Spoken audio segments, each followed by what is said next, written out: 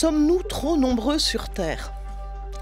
La population mondiale compte 8 milliards d'habitants en 2022 et rendez-vous compte, ce nombre a doublé en seulement 50 ans. Quand vous ou vos parents sont nés, on était moitié moins sur la planète. Et le nombre d'habitants sur la planète devrait continuer à croître et pourrait atteindre près de 10 milliards en 2050. Si la population continue d'augmenter, c'est en raison de l'excédent des naissances sur les décès. Les premières sont 2 fois plus nombreuses que les seconds. Cet excédent apparaît il y a 2 siècles en Europe, lorsque la mortalité commence à baisser dans ces régions, marquant les débuts de ce que les scientifiques appellent la transition démographique. Il s'étend ensuite au reste de la planète lorsque les avancées de l'hygiène et de la médecine, les progrès socio-économiques atteignent les autres continents. Pourtant, la croissance démographique décélère. Elle a diminué de moitié depuis 60 ans et elle devrait continuer de baisser dans les prochaines décennies en raison de la diminution de la fécondité.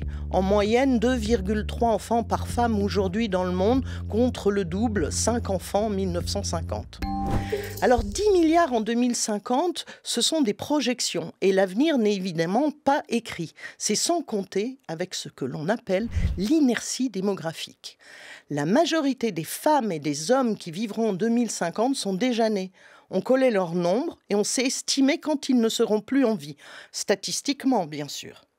Concernant les nouveau-nés qui viendront s'ajouter, leur nombre peut également être estimé, car les femmes qui mettront au monde des enfants dans les 20 prochaines années sont déjà nées. C'est ce qui fait que même si la fécondité n'était que de 1,5 enfants par femme, comme c'est en Europe actuellement, la population mondiale continuerait quand même d'augmenter pendant encore quelques décennies. À plus long terme, au-delà des 50 prochaines années, l'avenir est en revanche plein d'interrogations, sans modèle sur lequel s'appuyer, comme l'explique le démographe Gilles Pizon. L'une des grandes incertitudes porte sur la fécondité. Si la famille de très petite taille devient un modèle dominant de façon durable, la population mondiale, après avoir atteint le niveau maximum de 10 milliards d'habitants, diminuerait. Reste à savoir si cette diminution irait jusqu'à l'extinction ou si une remontée de la fécondité amènerait un nouvel équilibre. À quelle valeur ? Impossible à deviner. Les humains doivent donc dès maintenant réfléchir à l'équilibre à trouver à long terme. Mais l'urgence, c'est bien le court terme, c'est-à-dire les prochaines décennies, car l'humanité n'échappera pas à un surcroît de 2 milliards d'habitants d'ici 2050 en raison de l'inertie démographique qui ne peut pas l'empêcher. Il est possible d'agir sur les modes de vie sans attendre afin de les rendre plus respectueux de l'environnement et plus économes en ressources. Nourrir 10 milliards d'humains demandera inévitablement de changer nos modes de production et d'alimentation.